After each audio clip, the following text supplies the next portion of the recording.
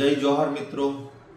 15મી November 150મી જન્મ જયંતિ નેત્રંગ ખાતે થવા જઈ રહી છે। ત્યાં તમામ આદિવાસી સમાજ સર્વ સમાજનું અમે સ્વાગત કરીએ છીએ।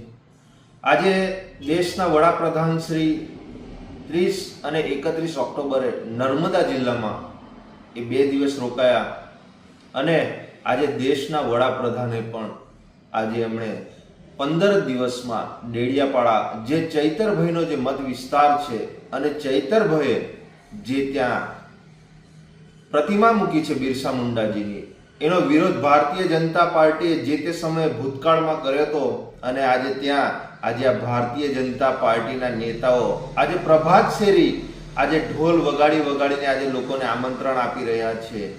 આજે એ ભારતીય જનતા પાર્ટીનો નાનામાં નાનો કાર્યકર્તાથી લઈને આજે દેશના વડાપ્રધાનને પણ આજે ચૈતરભાઈની નોંધ લેવી પડી। આજે ચૈતરભાઈ વસાવા એ આદિવાસી સમાજનો એ ટાઈગર છે।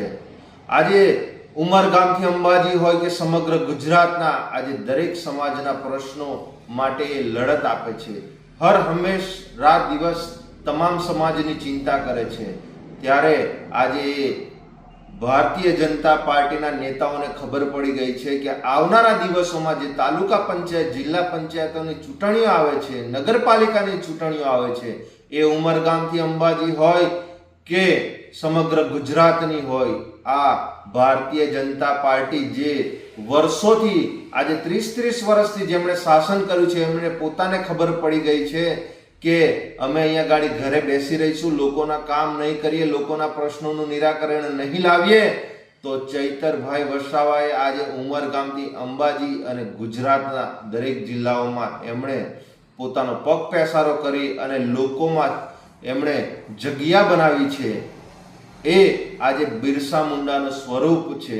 આજે દેશના વડાપ્રધાને જો ફક્ત 15 દિવસમાં જો ડેડિયાપાડાની મુલાકાત લેવી પડે એ ચૈતરભાઈ માટે અને આદિવાસી સમાજ માટે એ ગૌરવની વાત છે કે આજે એક ડેડિયાપાડાના ધારાસભ્ય સમગ્ર ગુજરાતમાં નહીં પણ આજે દેશના વડાપ્રધાનને પણ પોતાના વિસ્તારમાં ફક્ત 15 દિવસમાં લાવવાની આજે ચિંતાનો વિષય છે ભારતીય જનતા પાર્ટીનો।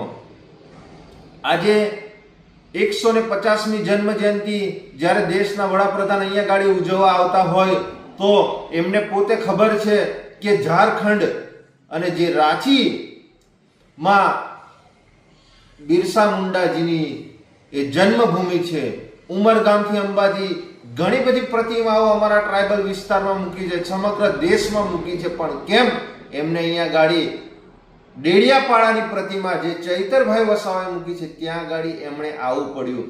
ક્યાંક ને ક્યાંક અહીંયા ભારતીય જનતા પાર્ટીને ડર સતાવી રહ્યો છે, એમના આકાઓને ડર સતાવી રહ્યો છે। એટલે દેશના વડાપ્રધાન દ્વારા કહેવામાં આવ્યું કે આપણે અહીંયા ગાડી 150મી જન્મ જયંતિ ઉજવે।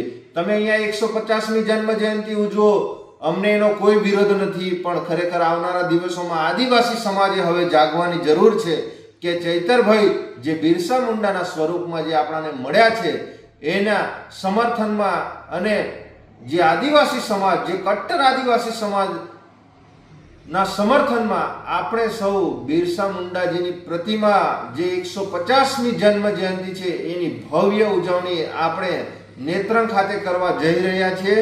તો આપ તમામ મારા દરેક સમાજના ભાઈઓ બહેનો, મારા યુવા સાથી મિત્રો અને નમ્ર વિનંતી કરીએ છીએ કે આવો આપણે સૌ સાથે મળીને 150મી જન્મ જયંતિની ભવ્ય ઉજવણી આપણે નેત્રંગ ખાતે આપણે કરી રહ્યા છીએ। તો આપણે ચૈતરભાઈ વસાવા અને એમની ટીમનું મનોબળ વધારવા આપણે ખૂબ મોટી સંખ્યાએ આપણે સ્વયંભૂ ત્યાં જઈએ એવી આપ સૌને દિલથી અમે આપને હાર્દિક આમંત્રણ આપીએ છીએ। જય જોહાર, જય આદિવાસી।